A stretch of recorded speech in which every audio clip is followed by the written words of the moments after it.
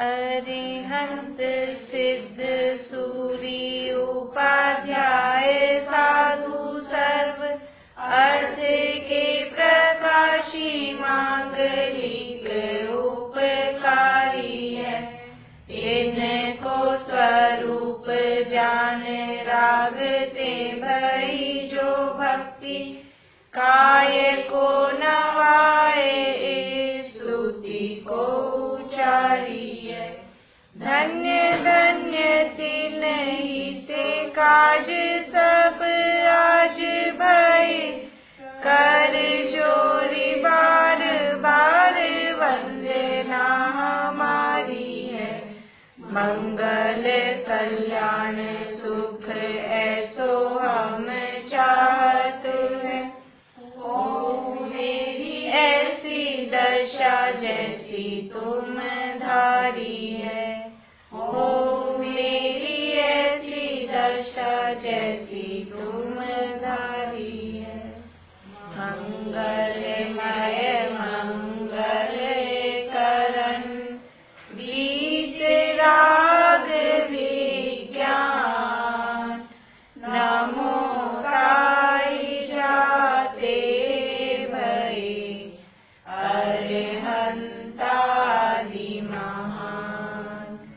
करि मंगल करि हो महान ग्रंथ करण को काज जाते मिले समाज सब पावे निज पद राज पावे निज पद राज। मोक्षमार्ग प्रकाशक ग्रंथ में पहले अधिकार की चर्चा अपनी चल रही है और इस पहले अधिकार में पंच परमेश्वरों को नमस्कार करके मंगलाचरण किया और मंगलाचरण करने के बाद फिर उन सब का स्वरूप बताया। पूछ लूं क्या आज किसी से? मैंने कह तो दिया था 1-2 दिन बाद पूछूंगी। विसी धनखड़ के नाम याद है पक्के? रिवाइज किया उसके बाद? रोज बोलना। अभी जब तक बिल्कुल ऐसे नहीं हो जाए ना कि नींदों में भी उठा के पूछ लो तो पक्के हैं, तब तक जो चीज याद की है उसको रोज बोलना। तो 20 नाम है, कोई ज्यादा देर लगने वाली बात नहीं है। सुनाओ।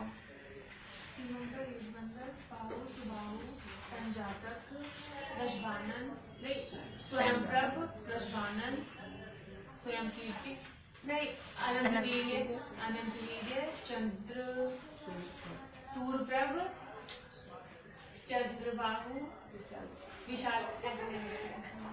आज वापस से अभी पक्के करना और अभी रोज बोलना ही, या फिर नौवर्ण मुकाम बोल के सोते हो ना तो बस उसके साथ ही 20 नाम और बोलने सुबह शाम। समझ लो ये 2 डोज है, सुबह शाम लेनी है खुराक, तभी पक्के रहेंगे। भाभी आपको हुए थे पूरे? आपको भी बोलने ये नियम है। नमोकार मंत्र के साथ में जिन्होंने अभी नए याद किए हैं ना, जिनको पहले से याद है उनको तो फिर रहेंगे, लेकिन और जिनको पहले से याद है वो भी बोल सकते हैं, उसमें कोई बुराई तो है नहीं। लेकिन जिन्होंने नए याद किए हैं वो ये 20 नाम नौवर्ण नमोकार मंत्र के साथ 20 और ये बोलने हैं। क्योंकि नौवर्ण नमोकार मंत्र बोलते हैं अपन तो उसमें उतना टाइम लगता है, इसमें 1-2 मिनट और लगेंगे बस, फिर पक्के रहेंगे। क्योंकि एकदम याद करते हैं उस समय अपने को लगता है हो गया। जैसे आपने गाथा याद किया उनकी, तो अभी रोज बोलना है आप मतलब क्योंकि एक बार सुना। हाँ नहीं, रोज बोलना बस इतनी समझ लो। दर्शन करते समय अपने को इतना सारी हाँ तब बोल, जैसे भी मतलब जिसको जब सुविधा हो तब बोलने। जब अपना उपयोग स्थिर है, बिना स्थिर उपयोग के बोलेंगे तो वो चूक जाएंगे। हम लोगों को तो लिफ्ट में भी टाइम दिया तो जो भी चीज नई याद करिए ना। पंच परमेश्वरों की परिभाषा पूछूंगी मैं कल, अभी मैं इतना बता देती हूँ। शुरू आगे से चालू करते हैं अपन। पंच परमेश्वरों की परिभाषा बालबोध वाली। इसमें तो बहुत बड़ी बड़ी है, तो फिर बालबोध में इसी में से तो दिए, लेकिन थोड़ा शॉर्ट करके लिखी है। आपने जो याद किए उससे मिला लेना एक बार बालबोध से। बालबोध 3 वो PDF या तो मैं PDF डाल दूंगी या फिर परिभाषा की फोटो ही खींच ली थी। हाँ तो या तो ऐसे कर सकते हैं, नहीं तो बालबोध 3 या नहीं अपने देख लेंगे सुबह मिल जाएगी तो बाहर से, नहीं तो आप फोटो आप दे देना इनको। और तो सबके पास में है ना बालबोध 3 बुक में से देख के एक बार वापस से याद करके कल मैं पूछूंगी। आप कितनी सुना देंगे? आपने याद की एक भी पंचकर्मेष्ठी में से उपाध्याय की? कल आप एक परिभाषा पक्की याद करना है, एक तो कम से कम जो उसमें है उसी लैंग्वेज में हो जाएगी। कोई सी जो आपको सबसे सरल लग रही हो, सबसे छोटी लग रही हो। वैसे अरहंत की सबसे छोटी है, अरहंतों का स्वरूप सबसे छोटा है मेरे हिसाब। नहीं बालबोध वाली बुक में से आप करेंगे तो 2-3 लाइन की है। वो फोटो ग्रुप में डाल देंगे आंटी, फोटो ग्रुप में डाल देंगे। पूरा स्पष्ट किया हुआ है। नहीं स्पष्ट तो इसमें है, लेकिन वो याद करने आप इसमें से किया तो अच्छी बात है, लेकिन इतना बड़ा याद करने को कहूंगी तो अभी सबके वो लगेंगे। हाँ इसलिए हाँ, तो इसमें से करते हैं तो बहुत अच्छी बात है, लेकिन अगर इसमें से नहीं कर रहे हैं, छोटा करना है तो फिर बालबोध वाली कर लीजिए। चलिए, अपने बात चल रही थी वांचने सुनने योग्य शास्त्र। कौन से शास्त्र वांचने यानी पढ़ने चाहिए, कौन से शास्त्र सुनने चाहिए। चाहे जो कोई कथा चल रही हो शास्त्र के नाम पे, वो सुन लेना क्या। तो कह रहे हैं कि जो शास्त्र मोक्ष मार्ग का प्रकाश करें वही पढ़ने सुनने चाहिए। क्यों? क्योंकि सारे जीव संसार में दुखी है। अब यदि वो दुखी है ना, तो वो शास्त्र रूपी दीपक मोक्ष द्वारा मोक्ष मार्ग को प्राप्त कर लें। ये शास्त्र है, ये दीपक के समान है, ये हमें रास्ता बताने वाले हैं, मार्गदर्शक होते हैं।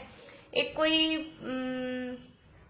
किसी जो मतलब समझ लो पाश्चात्य कोई राइटर हुए हैं वेस्टर्न, उनका कोई इंग्लिश में कोई कोटेशन है, उसकी हिंदी ऐसे है कि अच्छी किताबें वो लाइट हाउस की जैसी होती हैं।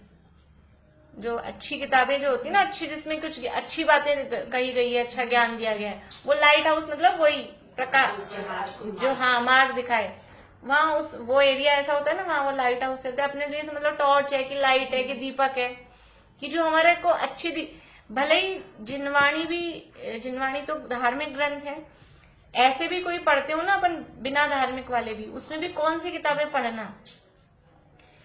मतलब जैसे कोई को कहानियां पढ़ने का शौक है, उपन्यास पढ़ने का शौक है, तो फिर कौन से पढ़ना कि मुंशी प्रेमचंद के या महादेवी वर्मा के, उनमें कुछ मिलेगा आपको, कुछ साहित्य भी देखने को मिलेगा, कुछ सीखने को भी मिलेगा। ऐसे नहीं होंगे कहानी की उधर की उठा के, जैसे मूवीज बनती हैं पिक्चर, तो वो जो प्रोड्यूसर होता है किसने बनाई है उसके हिसाब से राशि प्रोडक्शंस की अच्छी होती है, मतलब पारिवारिक होती है, इस तरह ऐसे किसी का एक इमेज होती है।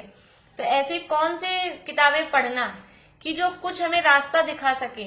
ऐसी अपन बच्चों को भी कहते हैं ना कि बच्चे कुछ भी पढ़ रहे हो तो अच्छी बुक्स लाके उनको दें, उसमें कुछ उनको स्टोरी में कोई मैसेज हो या कोई सीखने की चीजें हो, साइंस की हो कि मैथ्स की हो, या फिर कोई अपनी समझ लो हिस्ट्री से संबंधित हो, कुछ मिले तो सही उसमें सीखने को। ऐसे कुछ भी उठा के पढ़ लेना। तो यहाँ तो मोक्ष मार्ग का प्रकरण है, क्योंकि तो कौन से शास्त्र पढ़ें, कौन से शास्त्र सुने कि जिससे मोक्ष मार्ग हमारा प्रशस्त हो, मोक्ष मार्ग हमको दिखाई दे, जिनको पढ़ते ही वो ऐसे लाइट फेंके, उजाला दे हमको कि हमारा मोक्ष मार्ग इससे प्रकाशित हो रहा है। यदि शास्त्र रूपी दीपक द्वारा मोक्ष मार्ग को प्राप्त कर लें तो उस मार्ग में स्वयं गमन कर उन दुखों से मुक्त हों। सो मोक्ष मार्ग एक वीतराग भाव है। देखो यहाँ जो सो शब्द आएगा ना, वो इंग्लिश का जो सो लिखते हैं ना अपन ऐसो, वही अर्थ है। सो मतलब इसलिए ऐसे करके लिखते ना इंग्लिश में अपन, या वही सो है। सो मोक्ष मार्ग एक वीतराग भाव है। मोक्ष मार्ग क्या है? वीतराग भाव है मोक्ष मार्ग। राग भाव का नाम मोक्ष मार्ग नहीं है। जहाँ कहीं भी मोह राग द्वेष की बातें हैं उसका नाम मोक्ष मार्ग। मोक्ष मार्ग स्वयं वीतराग स्वरूप है। मोक्ष तो पूर्ण रूप से यानी राग द्वेष से रहित है ही है। जो मोक्ष का मार्ग है वो भी वीतराग स्वरूप है। इसलिए जिन शास्त्रों में किसी प्रकार राग द्वेष मोह भावों का निषेध करके वीतराग भाव का प्रयोजन प्रकट किया हो, उन्हीं शास्त्रों का वांचना सुनना उचित है। मतलब जहाँ कहीं भी राग द्वेष की बातें शास्त्र के नाम पे चलती हो, उन्हें पढ़ना सुनना योग्य नहीं है। तथा जिन शास्त्रों में श्रृंगार भोग कुतूहलादि का पोषण करके राग भाव का, हिंसा युद्धादि का पोषण करके द्वेष भाव का और अतत्व श्रद्धान का पोषण करके मोह भाव का प्रयोजन प्रकट किया हो, वे शास्त्र नहीं शस्त्र हैं। ये एक एक लाइन ऐसी है, मतलब टोडामल जी साहब की कि उकेल ली जाए कि ऐसे ऐसे वाक्य हैं, ये शास्त्र नहीं शस्त्र हैं। कौन शास्त्र शास्त्र नहीं शस्त्र है? ये इसमें यहाँ आप लिख लो, अभी तो मेरे को भी आ गया दिमाग में कि कौन से शास्त्र शस्त्र हैं, शास्त्र नहीं शस्त्र हैं।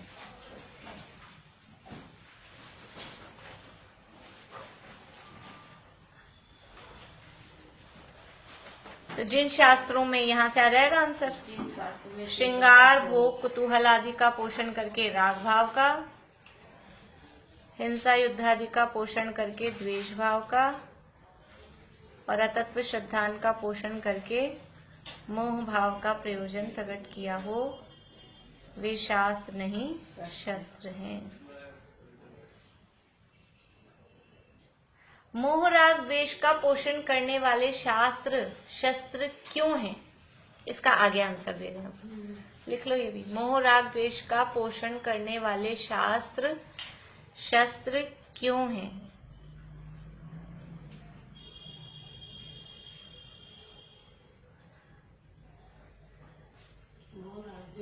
का पोषण करने वाले शास्त्र शस्त्र क्यों हैं?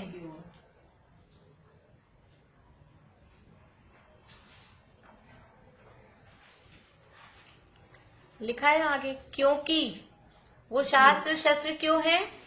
क्योंकि जिन राग द्वेष मोह भावों से जीवन आदि से दुखी हुआ, उनकी वासना जीव को बिना सिखाए ही थी और इन शास्त्रों द्वारा उन्हीं का पोषण किया। मतलब देखो, अपने को प्रश्न उठे उससे पहले ही एक तो टोडामल जी साहब खुद प्रश्न उठाते हैं, खुद ही उसका जवाब दे रहे हैं। वे इतना लिख के छोड़ देते वे शास्त्र नहीं शस्त्र हैं। तो किसी को मन में प्रश्न उठ सकता था कि आप कैसे कहते हो शस्त्र हैं? तो उसका जवाब यहाँ दे दिया कि पहले से ही तो सारे मोह राग द्वेष में डूबे पड़े थे। जैसे समझ लो कि अपना बच्चा पहले ही तो रोटी वोटी खाता नहीं है, अटरम शटरम खाने को उसको चाहिए, है ना। पहले ही तो वो यही खाता, और फिर ऊपर से कोई आया और वो और लो भाई तुम तो ये खाओ क्या, और ये ऐसा और उपदेश देंगे क्या रोटी वोटी तो खानी नहीं चाहिए, पिज्जा बर्गर यही खाने चाहिए। अब पहले से ही तो वो खाना नहीं चाहता था और ऊपर से उसी का, तो अब क्या कहेंगे, तुम मित्रों के दुश्मन हो इसके। अपन अंदर ऐसे ही सोचते हैं ना कि ये क्या कर रहा है, ये क्या बोल रहा है। कोई भी चीज पहले तो ऐसे होते हैं, कुछ लोग मिलने आते हैं ना, जैसे मान लो कोई बच्चा बीमार हो गया या कुछ, तो पहले तो पढ़ाई लिखाई करना नहीं चाहते बच्चे, और फिर कोई मिलने आया तो आराम कर, कोई बात नहीं है, नंबर तो कितने भी आ जाए, ज्यादा पढ़ लिख के क्या करना है, कौन सा कलेक्टर बनना है, ऐसा उपदेश दे देते लोग। तो पहले तो वो पढ़ना नहीं चाहता था, ऊपर से लो अब वो कह रहे थे ना कि क्या करना है ज्यादा पढ़ाई लिखाई करके। तो क्या किया उन्होंने, क्या किया, उसका शस्त्र का काम किया। तो ऐसे ही तो पहले जीव मोह राग द्वेष में डूबे हुए हैं, श्रृंगार में लगे हुए हैं, भोगों में लगे हुए हैं, विषय कषयों में लगे हुए हैं, लड़ाई झगड़े हिंसा आदि में लगे हुए हैं। पहले से ही तो सब सारे श्रद्धान उल्टा पड़ा है। ऊपर से शास्त्र के नाम पे और ये सिखा दिया है, प्रेम से रहो, प्यार से रहो। ये क्या है, प्रेम प्यार क्या है, ये राग ही तो है। देखो, और ऐसा कहते हैं द्वेष भाव का पोषण, कि जो बहुत जीवों की जो हिंसा करता हो, जैसे मान लो एक सांप है या एक शेर है, मान लो नरभक्षी हो गया वो शेर, तो कितने जीवों को मार के खाएगा, तो अच्छा है उसको मार दो। तो ऐसा कहते हैं, ऐसी कुछ लाइन है, घातक या हिंसक का घात करने में पाप नहीं लगता, ऐसा अब वो शास्त्र में लिख दिया। तो शास्त्र में लिख दिया तो अब क्या है, इसका कभी भी अपने शास्त्रों में ऐसा उपदेश नहीं मिलेगा कि ये सांप है बहुत जीवों को मारेगा, आगे मान लो ऐसा हो, उसका नेचर भी ऐसा हो कि वो मारता हो, तो भी ये उपदेश नहीं दिया जाएगा कि इसको मार दो। कभी भी ये उपदेश नहीं दिया जाएगा। और जहाँ शास्त्रों में ऐसा मिलता है कि हिंसा करने ये लोग जो आतंकवादी बनाते हैं मुस्लिम्स को, ये इसीलिए तो हिंदुओं को मारने में तो कोई मतलब पुण्य जन्नत मिलेगी, जन्नत मिलेगी। कुरान में लिखा हुआ भी है। अभी तो कुरान तो किसने पढ़ी है? कुरान में कुछ नहीं लिखा है। किसने कुरान पढ़ी नहीं है, वो बस उन्होंने जो कह दिया वही हो गया। छोटे छोटे बच्चों को सिखाते ऐसे जो भी है वो लिखा भी हो जैसे भी, पर वो काफिरों को मारना, काफिर शब्द बोलते हैं वो, उसको मारने में पाप नहीं लगता, जन्नत और मिलती है, बढ़िया काम है। तो ऐसे शास्त्र पहले ही तो यहाँ लड़ाई झगड़े चल रहे थे, पहले ही तो सब जैसे नहीं होता है कि पहले ही तो जो असुर कुमार जाति के देव वहां करते हैं नरक में जाके, पहले ही तो सब लड़ रहे भिड़ रहे हैं, और फिर आगे और तुम उसको आइडिया बताते हो कि इसने ऐसा किया ऐसा किया है। तो ये पहले ही दुनिया मरी जा रही है, पहले ही तो मोह में फंसे हुए हैं, ऊपर से और मोह का। किस तरह के वाक्य है? पुत्र के बिना गति नहीं है, इसलिए पुत्र तो पैदा होना ही चाहिए। ऐसा ना, पहला सुख निरोगी काया और दूजा सुख है घर में माया, तीजा सुख कुलवंता नारी, अभी शास्त्रों में लिख दिए। तो इसके बिना तो सुख ही नहीं हो सकता है, इसके बिना तो स्वर्ग ही नहीं मिल सकता, पुत्र पैदा नहीं हुए तो पुत्र कैसे पैदा होएगा? उसके लिए विषय भोग करो।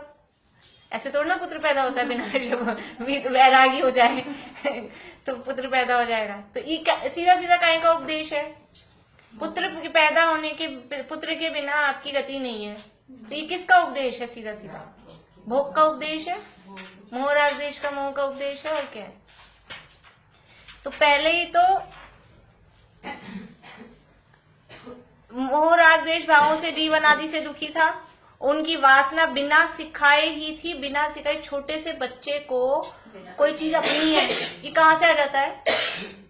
छोटा सा बच्चा होता है ना, 4-6 महीने का भी, मतलब उसको पकड़ना आ जाए, उसको फिर उसको समझ, मतलब उससे लो, और बच्चों को चिढ़ाने का ये मत तेरी मम्मी मेरी, ऐसे करके चिढ़ाते हैं बच्चों को, ये मम्मी तो मेरी है, ये तो मेरा है, मतलब ऐसे करके अपन चिढ़ाते हैं। और उसको ये संस्कार, अनादिकाल से संस्कार, अपन ने कभी विचार किया इसको कहाँ से आ गया तेरा मेरा? मेरा का अर्थ क्या होता है? अपन ने कभी सिखाया उसको कि ये जो होता है वो अपना होता है, इसको मेरा कहते हैं? ऐसा कभी सिखाया अपन ने उसको? लेकिन मेरा का अर्थ अपने आप ही, ये अनादिकाल की वासना, मोह भाव, अपनात्व, मेरापन, ये शरीर मेरा है, मैं हूं शरीर में, अपनापन। कौन सिखाता है छोटे से बच्चे को पैदा होते ही किस तरह से दूध पीना है, कैसे रोना है? कौन सिखाता है? ये अनादिकाल की वासना पड़ी हुई है। और देखो, मोह राग द्वेष तीनों का है। ये मोह का तो भी आया ना, उसको अपनापन लगता है, फिर कोई उसको अनुकूलता लगे तो उसमें वो बढ़िया लगता है, उसको राग होता है। और द्वेष भी आता है उसको, छोटा सा 1-2 महीने का, 1-2 दिन को बच्चा, हाँ, उसके प्रतिकूल हो जाए, बहुत देर से भूखा और आपने दूध नहीं पिलाया और फिर आप पिलाओ, फिर आप बिगड़ गया, तो गुस्सा आ गया उसको इतना सरल थोड़ी ना होता है फिर। तो ये अनादिकाल की वासना पड़ी हुई है। तो जिन मोह राग द्वेष भावों से जीव अनादि से दुखी हुआ, उनकी वासना जीव को बिना सिखलाए ही थी, और इन शास्त्रों द्वारा उन्हीं का पोषण किया। भला होने की क्या शिक्षा दी? शास्त्र के नाम पर कुछ अच्छा हो जाए, उस शास्त्र में क्या शिक्षा दी? भला मतलब अच्छा होने की, कुछ सुख हो जाए, उसकी क्या शिक्षा दी? और मोही मोह की, अपन परिवार में अपनत्व करना। अपने यहाँ तो देखो परिवार से मोह छुड़ाते हैं, देह की अशुचिता बता के देह से मोह छुड़ाते हैं, देह से राग दूर कराते हैं, और वहां परिवार कुटुंब में फंसाने की लगाते हैं कि तेरे ही तो है, ये अपने ही तो है, इनकी तो करना ही चाहिए, इस तरह की सिखाते हैं। तो क्या पहले जो संस्कार थे और ऐसे संस्कार थे, अच्छा क्या हुआ उसका? कभी भी किसी से विरक्त होने के लिए, मतलब सबसे अच्छा उपाय है, विरक्त होना है तो उसकी कमियां देखो, तो उसकी कमियां देखेंगे तो वैराग्य आएगा। और कभी किसी में से अब घर गृहस्थी में रहना है और अपने को बहुत ज्यादा किसी के प्रति ऐसे इरिटेशन होता है, तो फिर मन को शांत करने के लिए क्या करें कि उनकी अच्छाइयां देखो, फिर एक दूसरे की अच्छाइयां देखो। हर व्यक्ति में ऐसे थोड़ी ना होता है कि अच्छाइयां ही हैं कि बुराइयां ही हैं। कोई आदमी जिंदा होता है तब तक उसकी बुराइयां नजर आती है, वो मरते ही आप देखो फिर सब वही वही गुणगान गाते हैं। नहीं, पर अपने को तो कहते हैं किसी में बुराई देखो ही मत।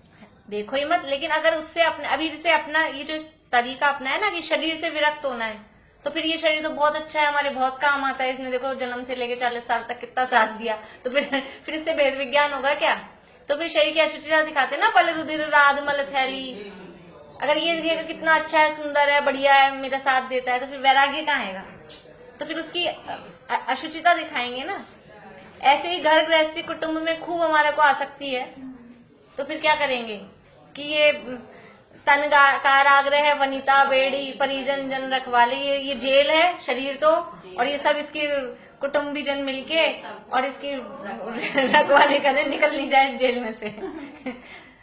तो वो वैराग्य लाने के लिए प्रयोजन, हर चीज का प्रयोजन होता है। अपन को कोई बच्चा गलत संगति में पड़ गया हो, या गलत संगति भी नहीं हो, समझ लो छोटा बच्चा होता है ना, बुआ आई घर में, अब मेरे को तो जाना है बुआ के साथ, ऐसा करते हैं। या फिर उसकी किसी के घर जाते हैं बच्चे, उसकी चीज ही ले आऊं।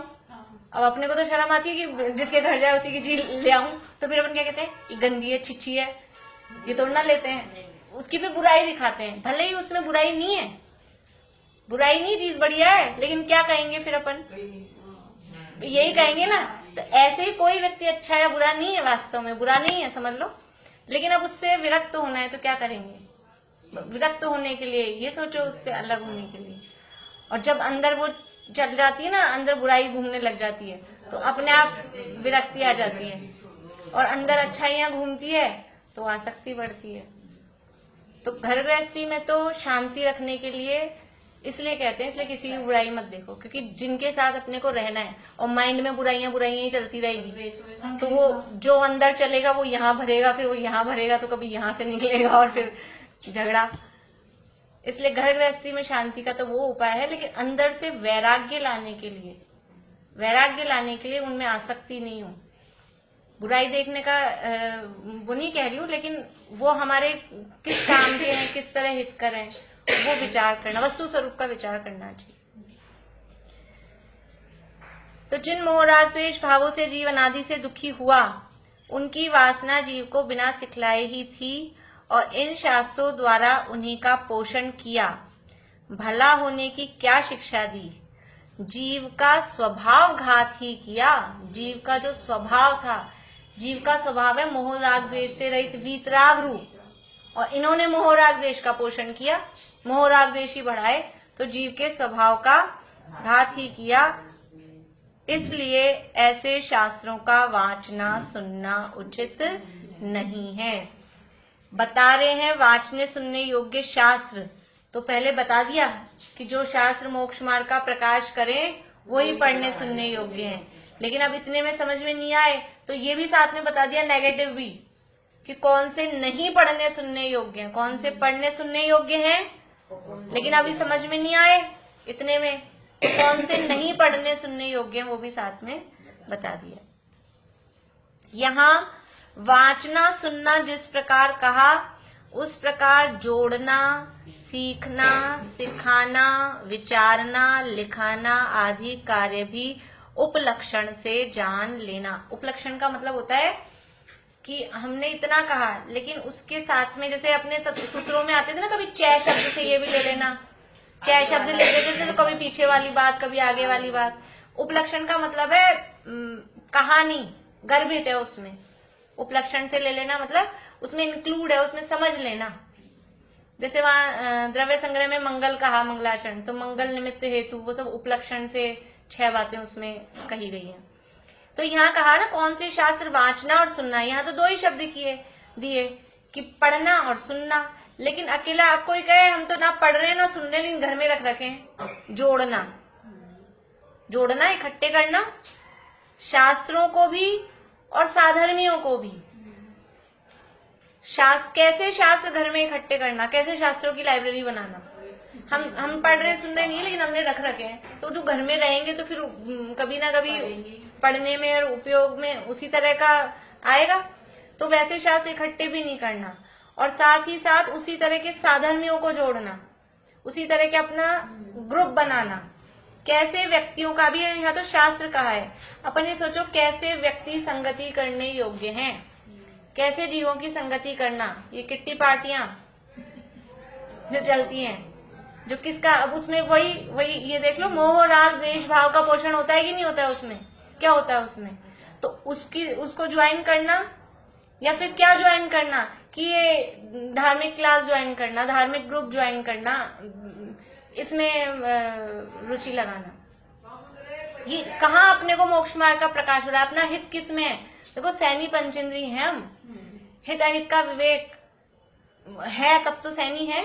और यदि जो जिनवाणी उर्न धरत है, जो अपना हित अहित नहीं समझते हैं, वो सैनी होके भी असैन्य मन मिला है, तो उसका उपयोग करना चाहिए कि कहाँ जाना कहाँ नहीं जाना, किन की संगति करना किन की संगति नहीं करना। स्कूल में अपने बच्चे जाते हैं तो अपन छोटे होते हैं तो ध्यान देते हैं कौन से उनके फ्रेंड्स हैं क्या है, तो अपन वो भी देखते हैं कौन सी कास्ट के हैं, कैसे किसको फ्रेंड बना रहे हैं, क्योंकि संगति का बहुत फर्क पड़ता है। तो बचपन में तो अपन ध्यान देते हैं, और अब अपन बस कहाँ जा रहे हैं, किट्टी पार्टियों में इसमें क्या मिलता है।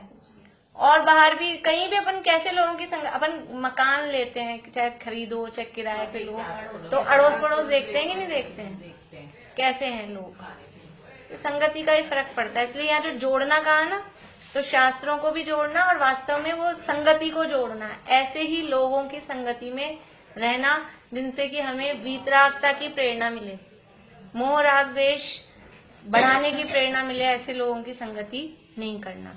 ये तो जोड़ना। फिर सीखना, कौन से शास्त्र सीखना, कि जो शास्त्र वीतरागता का पोषण करें, मोह राग द्वेष का पोषण करें, उन बातों को नहीं सीखना। सिखाना, हम तो ना पढ़ रहे ना सुन रहे, हम तो पढ़ा रहे हैं तो कैसे शास्त्र पढ़ाना, कैसी बातें सिखाना, दूसरों को क्या सिखाना। मोह राग द्वेष की शिक्षा तो अपने आप ही मिलती है, अपने आप ही सब समझ में आ जाता है, सब आ जाता है। मतलब अभी तो चलो इतना ये एडवांस हो गया है सारा जमाना, लेकिन पुराने जमाने में भी एडवांस थे, सब अपने आप सीख जाते थे। क्या क्या बातें सिखानी पड़ती थी, सब सीख जाते थे अपने आप। मतलब पुराने पहले के जमाने से ये सब चलता आ रहा है। ये किसी को विषय भोग की, विषय कषायों की ये चीजें सिखानी, इसकी कोई क्लास नहीं चलानी पड़ती, इसकी कोई स्कूल नहीं लगाने पड़ते, इनकी तो क्लासें लगानी पड़ती है वीतराग भाव की तो, और मोह राग द्वेष की क्लास लगानी पड़ती है, अपने आप ही सीखते हैं। तो ये सीखना, सिखाना, विचारना, किन मूवी देख के आओ ना 3 घंटे, तो बस उसी का विचार, वो जब तक दूसरे को नहीं सुनाया फिर बाहर आके वही बातें, नहीं जाते पहले तो जाते होंगे ना, तो करते होंगे ना, मैं भी नहीं जाती हूँ, बहुत साल हो गए, मतलब बहुत ज्यादा साल हो गए, मेरे को ध्यान भी नहीं कितने साल हो गए 15 से 18 साल तो हो ही गए होंगे, कम से कम 15 साल तो कम से कम हो गए होंगे। लेकिन करते थे ना ऐसा, पिक्चर देख के आए तो पूरी उसी की जब तक पूरी जुगाली नहीं हो जाए ना उसकी, और यहाँ प्रवचन सुन के बाहर निकलो तो उसकी नहीं होगी वो अंदर ही उसका कुछ ही नहीं। तो क्या विचारना, किसकी जुगाली करना। पहले गुरुदेव के समय में ऐसा होता था सोनगढ़ में कि प्रवचन सुन के निकलते थे बाहर, तो क्या आया बाहर उसके ग्रुप्स बनते थे। जैसे पिक्चर हॉल से बाहर निकलते ही आप देख लो, कोई भी व्यक्ति ऐसा नहीं होगा जो उस पिक्चर की बात नहीं कर रहा हो, चाहे अच्छी है कि चाहे बुरी है, कि कुछ ना कुछ इसको ऐसा कर लेना चाहिए था, इसको कुछ ना कुछ चलेगा, वो सीन बहुत अच्छा था, वो डायलॉग बहुत अच्छा था, या फिर उसके डायलॉग को कोई पैट कुछ होता है ना ऐसा, तो वो बोलते रहेंगे, पर वो ही चलेगा। और यहाँ अपनी रुचि किसकी है, वो संस्कार अनादि की वासना तो उसकी पड़ी है ना, तो वो चलती है। और अभी यहाँ अपन आते तो हैं, अपने को दिखाते हैं हम आ रहे हैं, लेकिन वो निकलता वही बाहर आते हैं रुचि वासना किसकी पड़ी है। तो क्या विचारना है ये सब हमारी पोल खोल ये तो एक पोल खुलेगी अभी, और आप देखो 300 साल पहले ऐसी पोल खोल रहे हैं, ऐसे लगेगा यहीं सामने बैठ के निकाल रहे हैं। आगे तक ऐसा ही है। 7वें अध्याय में तो अधिकार में तो ऐसे 220 नंबर कुछ पेज है, 220-22 पे बिल्कुल ऐसे लगेगा कि अरे हमारे सामने कैमरा लगा के खुद ही बैठेंगे, कैमरे में यही देख रहे हैं क्या टोडामल जी साहब। इतना मतलब इतना इनका चिंतन आप देखो, बिल्कुल उस समय भी था और अभी तक भी वही है। कितनी अंदर तक गहरी पकड़ थी ये मनोवैज्ञानिक। तात्कालिक परिस्थितियों के अकॉर्डिंग भी, भविष्य हाँ। की परिस्थितियों में भी सूप हो सारा सारा। ये तो त्रैकालिक, मतलब ऐसा नहीं चौथे काल में भी, ये तो जो जीव जिस तरह के हैं ये तीनों काल में ये लगेगा बिल्कुल, अकेला ऐसा ही नहीं है। तो वे पुराने होते थे, वो आज भी फिट है। बिल्कुल फिट होते हैं, बिल्कुल। तो ये व्यक्ति जब भी ये कोई कवि या लेखक रियल वास्तविक, आजकल की जैसे नहीं इधर का इसकी किताब में से 2 लाइन लिखी, उसकी किताब में से 2 लाइन लिखी और बन गए लेखक, ऐसा नहीं। जो खुद, हाँ, जो खुद चिंतन, वो गहराई से अंदर तक। अब इनका आप देखो ना, मतलब इतने, यानी साइकोलॉजी इनकी देखो आप, आगे तक पढ़ेंगे ना समझ में आएगा अपने को। छठा अधिकार, अन्य दर्शनों में जितने दार्शनिक हुए वो चिंतन तो करें, तब तो इतनी हाँ। खोज और वो बनी है, पर वो आत्मा तक मतलब कर नहीं नहीं, पाए कुछ वहाँ। कुछ ने आत्मा की भी की है, लेकिन वो एक्चुअल उसका स्वरूप नहीं समझ पाए। आत्मा की बातें भी की उन लोगों ने, लेकिन फिर भी जो एक्चुअल स्वरूप था वो, एक तो अमूर्तिक पदार्थ को जानना समझना, वो अमूर्तिक नहीं समझ पाए ना, ये देह से भिन्न नहीं कर पाए। ये सबसे बड़ी कमी रह गई। नहीं, मतलब कहीं कहीं तक तो पहुंचे कुछ कुछ, लेकिन फिर भी मूर्ति की बोलते हैं आप लोग, बोलते तो मूर्ति बोलते हैं, लेकिन अमूर्तिक का स्वरूप क्या है? बस दिखाई नहीं दे इतना। अमूर्तिक का एक्चुअल स्वरूप और अनंत गुण, आत्मा ऐसा भी मानते हैं, लेकिन अनंत गुण उसमें है। आत्मा खाली हो जाता है, अभी इसमें आता है, द्रव्य संग्रह में आ जाता है। आपने पहुंचे आप वहां तक 10वीं गाथा? आज मैं गुरुदेव जड़। का प्रवचन सुन रही थी, गाथा 27 और 28। द्रव्य वही बात संग्रह, है उसमें, द्रव्य संग्रह, प्रवचन सार। प्रवचन, हाँ, वो तो प्रवचन सार पंचास्तिका है। 10वीं गाथा की बातें प्रवचन सार में भी यही बात, क्योंकि क्षय द्रव्य का वर्णन फिर पंचास्तिकाय का वर्णन बीच में आता है ना, और पंचास्तिकाय में तो है ही। नहीं, जैसे ज्ञान गुण से आत्मा हाँ, की जो चर्चा की, सर्वगत और असर्वगत। सर्वगत वाली। तो बौद्ध मत वाले हैं, वो ऐसा मानते हैं कि मोक्ष हो जाता है तो आत्मा खाली हो जाता है, शून्य। तो आत्मा ऐसा शून्य हो जाता है क्या? मोक्ष तो हो जाता है तो कर्मों से तो शून्य होता है, मोहराग द्वेष से तो शून्य होता है, लेकिन अपने अनंत गुणों से शून्य थोड़ी ना होता है।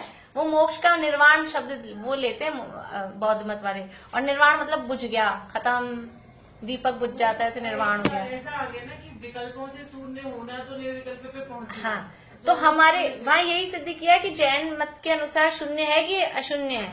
तो किस अपेक्षा शून्य है और किस अपेक्षा शून्य नहीं है? किस अपेक्षा से सर्वगत है, किस अपेक्षा से सर्वगत नहीं है?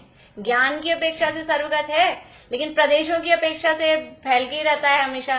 केवल ज्ञान हो गया, फिर सारे आत्मा के प्रदेश लोकालोक में फैल जाएंगे, ऐसा नहीं होता। ज्ञान लोकालोक को जानता है, इसलिए वो सर्वगत कहलाते हैं।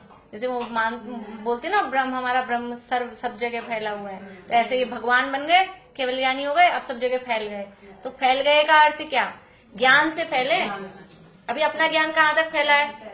कहाँ तक फैला है? समयशिखर जी तक फैला है कि नहीं फैला? बोलते ही पहुंच गया कि नहीं? घर का नाम लिया तो पहुंच गया कि नहीं?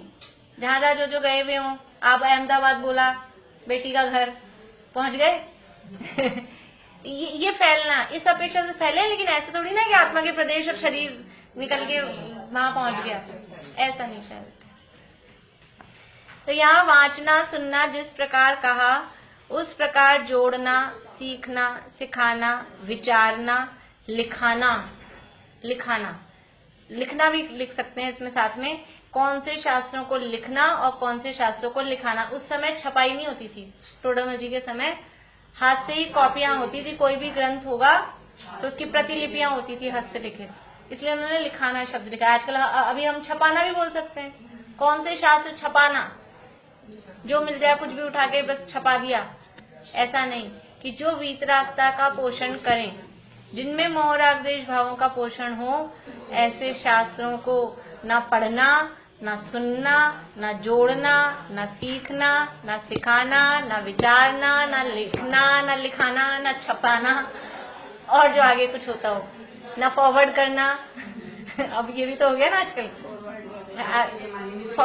यही है कि इधर बस एक बटन दबाया, पढ़ते खुद पता नहीं पढ़ते कि नहीं पढ़ते, क्या क्या फॉरवर्ड कर देते हैं। अन्य मत वाली भी चीजें अपने ग्रुपों में आ जाती है इसमें, मतलब बिल्कुल वो वाली होती हैं जो ग्रहित मिथ्यात्व वाली। फिर सुशीला आंटी तो कभी कभी लिखती रहती है इस ग्रुप में ऐसे मैसेज नहीं भेजे। क्या क्या भेज देते हैं, लोगों को खबर ही नहीं कि हम क्या भेज रहे हैं, कैसा ग्रुप है, किन लोगों का ग्रुप है, कुछ भी उठा के बस फॉरवर्ड करना है। यही शौक होता है लोगों को। इस प्रकार जो साक्षात अथवा परंपरा से वीतराग भाव का पोषण करे, ऐसे शास्त्र ही का अभ्यास करने योग्य है। देखो दो शब्द दिए हैं, जो साक्षात, एक तो साक्षात वीतरागता का पोषण, जो द्रव्यान योग के शास्त्र हैं उनमें तो डायरेक्टली वीतरागता का पोषण है ही है, लेकिन प्रथमान योग के शास्त्रों में एकदम से कभी कभी नहीं दिखता है शुरू में, तो इसलिए लिखा है परंपरा से। साक्षात या परंपरा से वीतराग भाव का पोषण करे, ऐसे शास्त्र ही का अभ्यास करने योग्य है। देखो अपने भी जो कई कई पूजाओं में ना लास्ट की जो वो 4 लाइनें थी, पूजा खत्म हो जाती है इसके लास्ट लाइन 4 लाइनें, पुत्र मित्र धन संपत्ति बढ़े, तो कई जगह है। हाँ, तो इसलिए उसमें वो ध्यान, मतलब जैसे अपनी जो पवैया जी वाली है ना, उनमें बोधि लाभ हो, सुगति गमन हो, जिन गुण संपत्ति मिले महान, इस तरह की लाइंस मिलेंगी आपको लास्ट वाली। बोधि का लाभ हो, बोधि किसे कहते हैं? रत्नत्रय को बोधि, बोधि दुर्लभ भावना, बोधि का मतलब है रत्नत्रय, बोध का मतलब होता है ज्ञान और बोधि का मतलब होता है रत्नत्रय। तो बोधि लाभ हो, क्या भावना, वो लास्ट में बोलते इत्या आशीर्वाद है। इत्या आशीर्वाद है का मतलब है हमें क्या आशीर्वाद, अभी पूजा हमने कर ली, अब हमको आशीर्वाद क्या है? तो पुत्र मित्र धन बढ़े, इसलिए हम पूजा कर रहे थे। हाँ, वही पुराने वही लिखा हुआ है। तो अभी क्या है? बोधि लाभ हो, कि हमारे रत्नत्रय की लाभ यानी प्राप्ति हो, सुगति गमन हो। अभी जाएं मरे, मान लो सुगति में निर्वाण भी ले सकते हैं, मोक्ष में सुगति है, और नहीं तो टेम्पररी जाना हो तो स्वर्ग, वो सुगति गमन हो। और जिन गुण संपत्ति मिले महान, कौन सा धन मिले? वो है ना पुत्र मित्र धन। तो धन संपत्ति कौन सी मिले? जिनेन्द्र भगवान में जो गुण है, वंदे तदगुण लब्धये, जिनेन्द्र भगवान रूप के जो गुण है वैसे गुणों की संपत्ति मुझे मिले, वो इत्या आशीर्वाद है, वो आशीर्वाद हमें चाहिए। तो पूजाओं में भी मतलब हमको ध्यान रखना चाहिए कि किस तरह क्या लिखा हुआ है। खाली अगर ऐसे लिखा है पुत्र मित्र धन बढ़े, खाली लौकिक, लेकिन वो लिखने से क्या होता है कि लोग गलत लाइन पे चल जाते हैं, उनका लगता है कि हाँ ये करने से हमें पुत्र मित्र धन बढ़ेगा। तो अब वो किसी जमाने में कुछ वो भटारकों का युग और ऐसा युग आया था ना, उस समय में ये चली है सब चीजें, कुछ ये घेवर फेणी गुंजा, ये क्या क्या जो चल, ये सब भी वो उस युग के में ही लिखे हुए हैं। ये जो नैवेद्य वाले छंद में इस तरह की जो बातें हैं ना, ये वो उसी टाइम पे लिखी हुई हैं। तो अपन मान लो पढ़ भी रहे हो तो पढ़ते समय ध्यान रखना चाहिए, मतलब मान लो किसी राइटर के अपन पढ़ भी रहे हैं तो मन में ख्याल रखना चाहिए कि हमें इस प्रयोजन से वो बढ़ती हो तो बढ़े, हमको बढ़ाना नहीं है। संसार का ये पुत्र बढ़ेगा, मित्र बढ़ेंगे, धन संपत्ति बढ़ेगी, तो क्या बढ़ेगा? हाँ, वो 20 वही बोल रही, भट्टारकों का युग आया ना, तो वो इसीलिए तो फिर कौन से इसलिए वो लिख दिया किसी ने भी, तो असत्य पद रचना, इसीलिए कहा कि वो चलना नहीं चाहिए। हम विवेकवान है नहीं है, ये सब 20 वो जो भट्टारकों का युग आया ना, भट्टारकों का ज्यादा चलन चल गया, तो वो भट्टारकों ने चलवाए ये सब थोड़े।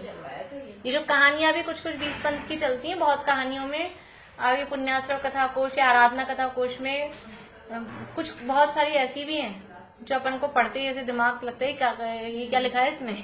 मैंने एक बार मिल गई थी मुझे, तो मैं तो 1-2 पढ़ते ही मैंने तो हटा दी, उनके अपने पढ़ने की नहीं लग रही मुझे, मतलब ऐसे 20 पंथ वाली थी उनमें चीजें। और फिर ये कहते पंथ कुछ होता ही नहीं है तो अपन लोगों को। हाँ, तो अभी अपन लोगों का ही मतलब वो किसी टाइम कोई परिस्थितिवश कुछ चला था, लेकिन अब उसको एक वो परंपरा बना दी, किसी परिस्थितिवश कुछ हुआ। मैंने एक बार बताया था आप लोगों को, 13 पंथ ऐसा था कि जैन म्यूजियम में कुछ था कि 13 पंथ का क्या था कि 13 साधु एक साथ सामायिक कर रहे थे, और वो 13 पंथ, ये 13 पंथ का इसके अलग अलग मिलती है, कोई 13 बातें हैं, कुछ 13 साधु थे, कोई अलग अलग इसके मतलब मिलते हैं कैसे बना। लेकिन मतलब वो ये है कि जो शुद्ध हमना है, जिसमें इस तरह की आरंभ वाली चीजों का निषेध है, वो 13 पंथ की आमनाएं कहलाती है। वो इस तरह से। अब तो शुरू में ये था, बीच में बीज बनता है, फिर अब ऐसा है। शुद्ध आमनाएं चलती आ रही थी, क्योंकि बीच में भट्टारकों का युग आया तो उसमें उन्होंने कुछ पंचामृत से बढ़ा दी, ये कर दी इस तरह की बातें। तो वो देखो पंचामृत ये सब कोई परिस्थिति पर आई हुई चीजें हैं। बीच में लकड़ी की मूर्तियां बनती थी, एक काल ऐसा था। अभी कहीं कहाँ की बात है, कहीं तो मिट्टी की भी मिलती है, एक जगह किसी क्षेत्र पे ध्यान नहीं मुझे, मतलब एक जगह कहीं। अभी नहीं, अभी हम वहां गए थे ना चेन्नई उधर यात्रा में, जब एक प्रतिमा वो बता रहे थे कि जूट जो वो होती है नारियल की, जूट की, उसकी बनी हुई है। पता नहीं सेकंड डे कहीं थी, मेरे को नाम तो सारे ऐसे थे वहां के, तभी याद नहीं हुए। सेकंड डे कहीं गए थे ना अपन, जहाँ वो दीवारों पे भी ऊपर चित्र वित्र थे। नहीं, नीचे ही मंदिर था, दीवारों पे ऊपर छत पे सब जगह कोई चित्र वित्र बहुत सारे बने हुए थे उस तरह। तो वो परिस्थिति वश वो लकड़ी की प्रतिमाएं बनती थी, तो लकड़ी को चाहिए चिकनाई। लकड़ी ऐसे ठीक नहीं होती। अभी अपने दरवाजे वगैरह इसमें अपने को पेंट वेंट करा तभी ये सही चलती है। नहीं, पत्थर में जरूरत नहीं है, पत्थर में जरूरत नहीं है। तो वो लकड़ी की मूर्ति की मेंटेनेंस के लिए उसमें वो चाहिए होती थी। ऐसे तो कोई लाके पुराने जमाने में इतना कोई ऐसे होता नहीं था। जैसे कहते हैं बाहुबली में इतने पंचामृत होते, तो कुछ तो वजह होगा तभी होते हैं। अब तो गवर्नमेंट ने इसके लगा दिया ना, नहीं है, लगा दिया। तो वो लकड़ी पे चिकनाई के लिए भी घी में, दूध में, दही में, इनमें चिकनाई है ना सब में, इस हिसाब से वो चला था। ये आरती दीपक से ये भी कि पुराने में आप धुवन जी गए होंगे सब लोग मेरे ख्याल से करीब बुंदेलखंड की यात्रा में, तो कैसे है मंदिर इतना गई हो धुवन जी तो नहीं गई? हाँ, पपोरा जी में भी है।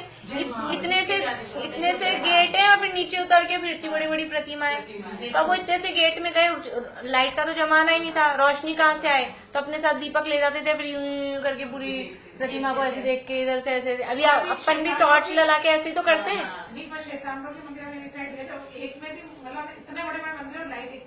हाँ, नहीं होती थी, अभी भी नहीं होती। हाँ, नहीं होती। तो जो परंपरा का निर्वाह करते हैं वो इस तरह से पंखारी, तो वो ये ऐसे करके यूं, तो अब लाइट आ गई, उजाला हो गया, लाइट ने से मंदिर बड़े खुले बनने लगे, फिर भी किसी ने देख लिया कि ऐसे करना है दीपक को लेके। लोग लॉजिक तो लगाए।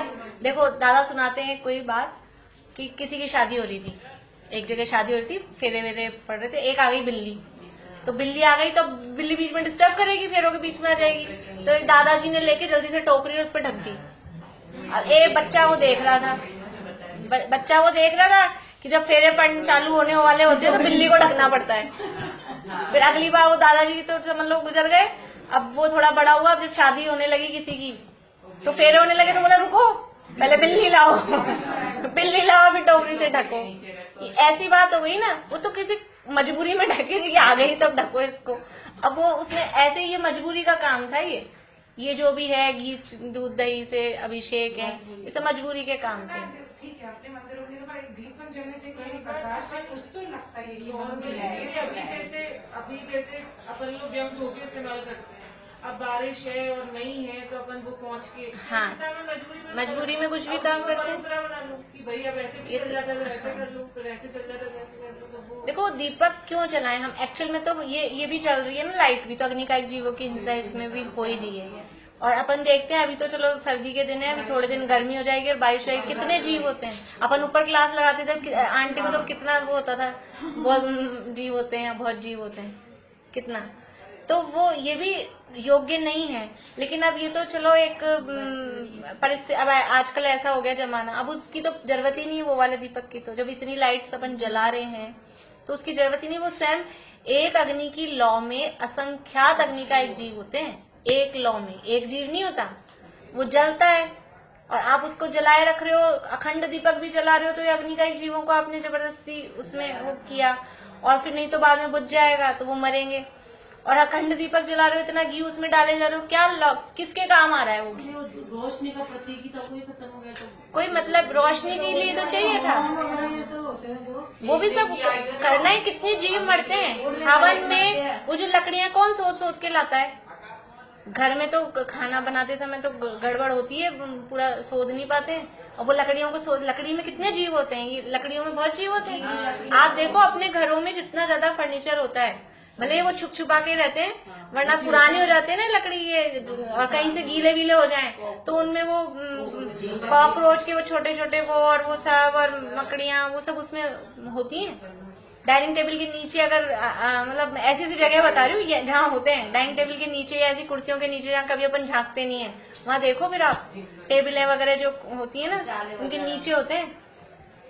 अपन तो ऊपर ऊपर से साफ कर देते हैं, अंदर कोने कोने छोटे छोटे जो होते हैं ना वहाँ सब जमे रहते हैं। पर उसकी ग्रेस के लिए जैसे वही बात है ना कि हाँ तो ग्रेस के लिए चाहिए तो मंदिर में करने की क्या जरूरत है, मंदिर में करने की क्या जरूरत है। हमको तो गृहस्थ हैं, हम तो वहाँ वीतराग भगवान का, वहाँ राग द्वेष हिंसा का क्या काम।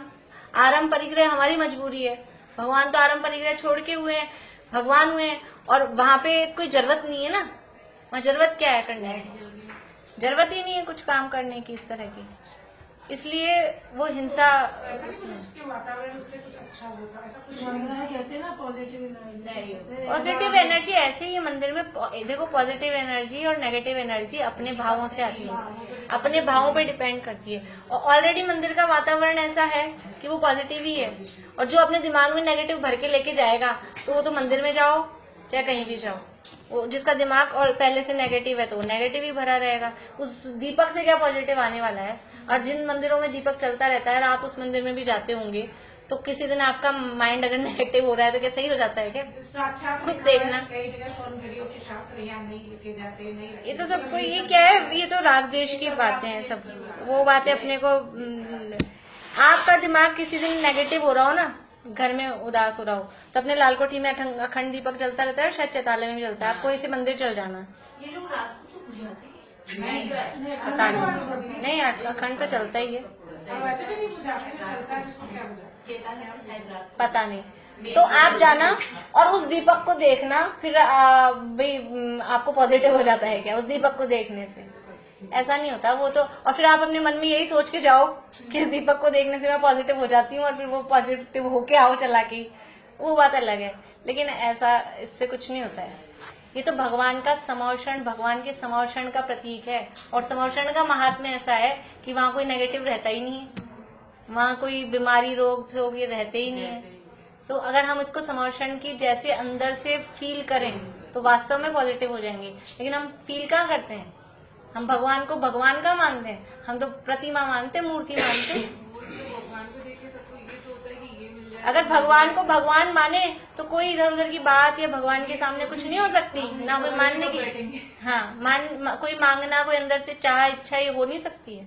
हम तो मूर्ति मानते हैं, ठीक है मूर्ति वो देख तो रही नहीं है कुछ, चाहे जो करो, जो बातें करनी हो, जो कुछ करना हो, जो भी करो। बोलते हैं इसलिए ये तो 1008 दीपकों से ये खूब आरती है। अब आप भी तो निर्णय कर लो कुछ, अपन ने इतनी बात कर ली, अब सारा मुझसे ही क्यों बुलवाते हो? अब आप निर्णय करो, अपन ने इतनी बात कर ली ना, ये कहाँ तक उचित है, ये कोई उचित है क्या, इससे क्या होता है, कुछ होता है क्या उससे?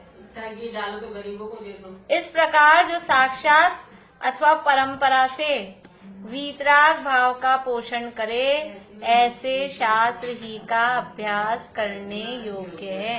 देखो एक वो पिक्चर आई थी, ओ माय गॉड, देखी होगी आप लोगों ने, OMG। इसमें बहुत सारी कई ये तो बातें उसमें ही बताई गई थी सारी, ये दीपक जला रहे हो कि ये कर रहे हो कि क्या जा रहा है, सब हो रहा है, ये सारा ऐसी जैसे समझ लो वो शिव की उस पे दूध डोलते हैं, अब इतना दूध। तो उस बच्चे ने पता है क्या सीखा, बुलेट में तो रुपए डालना छोड़ दिया। हाँ, हमारे ऐसे बच्चों तो को लोगों डालते ही ने, हमारे ही बच्चों ने, हमारे बच्चों को क्या डालते ही नहीं थे। मतलब मंदिर में पैसे मंदिर क्या में चल जाए, नहीं, उसको तो बाहर वो तो बैठा बैठा बाहर गरीब को। अब ये ऐसी स्थिति हो गई है ऐसी। वो मंदिर के पैसे देते ही अब नहीं। उनको कितना लगे ये तुम अपना काम करो ना, उसका क्यों तुम चिंता कर रहे हो। उन्होंने ये सीखा उस पिक्चर से, हमारे बच्चों को बता दें। वो ये ना देखो जिसकी होनहार जैसी हो, इसलिए वो जो अपन अपना भी बच्चा हो। पैसे डालते हैं ना तो इंटरेस्ट नहीं डालते, हम उनके हाथ में दे देते हैं तो डाल देते हैं, बस ये मतलब ये समझ में आती है।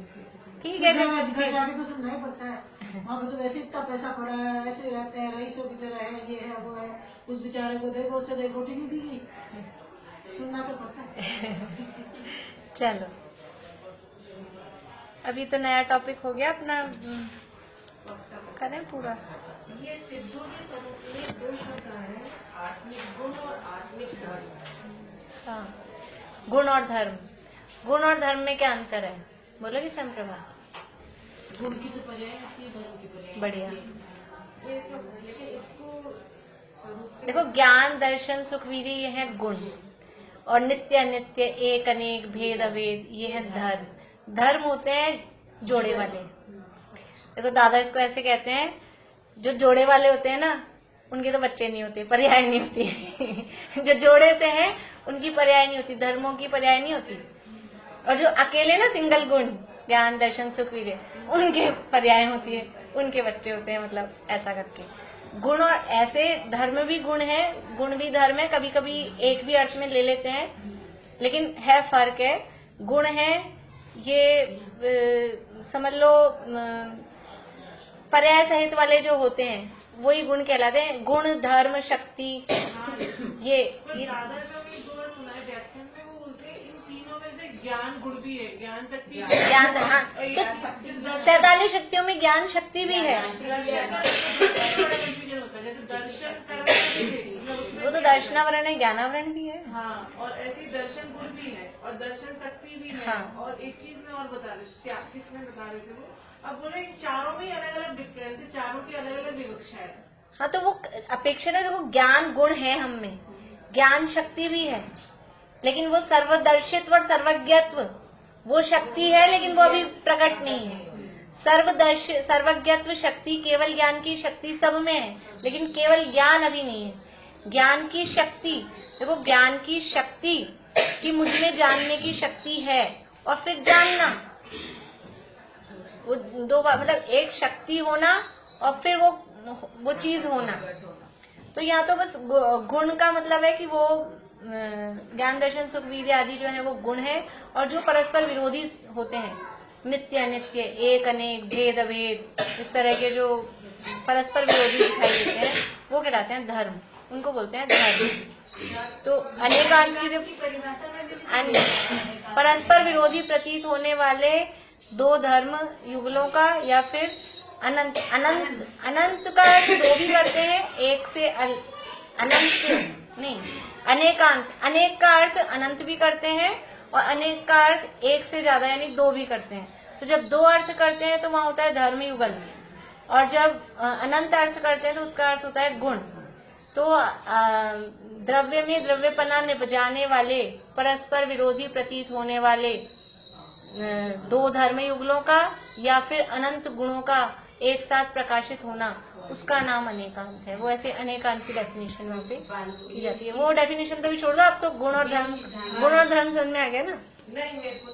नहीं है अभी भी, बस ऐसे समझ लो, गुण यानी ज्ञान दर्शन सुख वीर्य आदि गुण जिनकी पर्याय होती है। मतलब जो घातिया कर्म है उनके अभाव में जो प्रकट होता है वो है गुण। नहीं, ऐसा नहीं कह सकते। अघात्या के अभाव में जो प्रकट होता है वो धर्म है, ऐसा नहीं है, ऐसा नहीं है। नहीं, तो इसके अंदर है जिनके कर्म के अभाव में 8 गुण ही प्रकट होते हैं। नहीं, वो गुण भी पर्याय ही है वैसे तो। बोले जिनके लोक कर्म का संबंध दूर हुआ, इसलिए समस्त अमूर्तत्ववादी आत्मिक धर्म पेज नंबर है।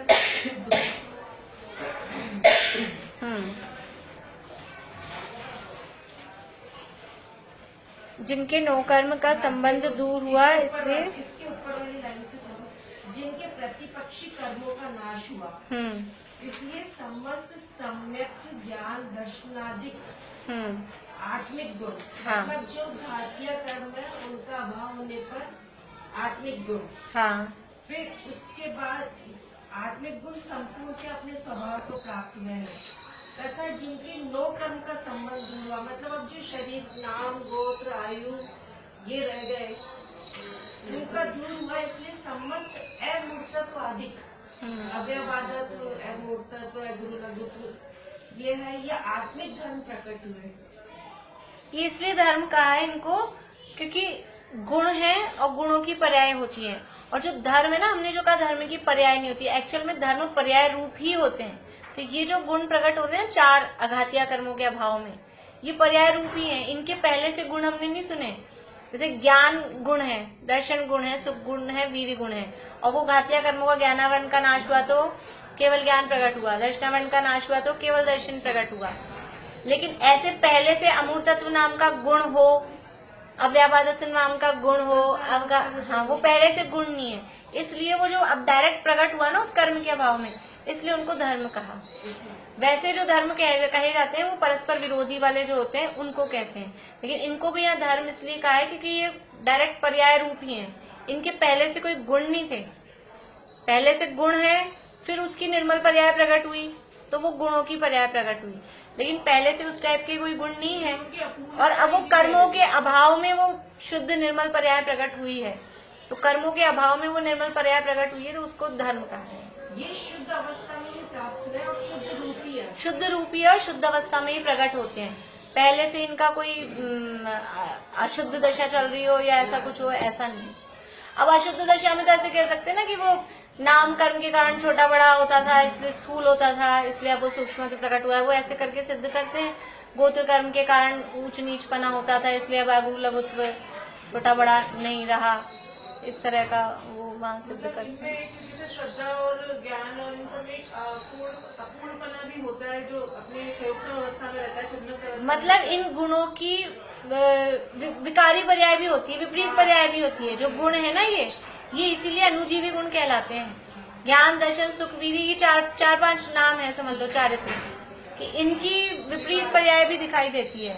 बाकी अनंत गुण है ना, तो उनके नाम दिखाई, क्योंकि बाकी वो सब वैसे निर्मल ही है, लेकिन वो श्रद्धा का आरोप, क्योंकि श्रद्धा उल्टी है तो श्रद्धा का आरोप इन सब गुणों पे आता है, और श्रद्धा सम्यक होते ही अनंत गुणों में सम्यकपना आ जाता है। कि एक घड़ा उल्टा है तो सारे घड़े उल्टे, और पहला घड़ा श्रद्धा का वो सीधा हो गया तो फिर वो अपने आप सारे सीधे हो जाते हैं। इसलिए वो यहाँ गुण और धर्म इस हिसाब से लिया।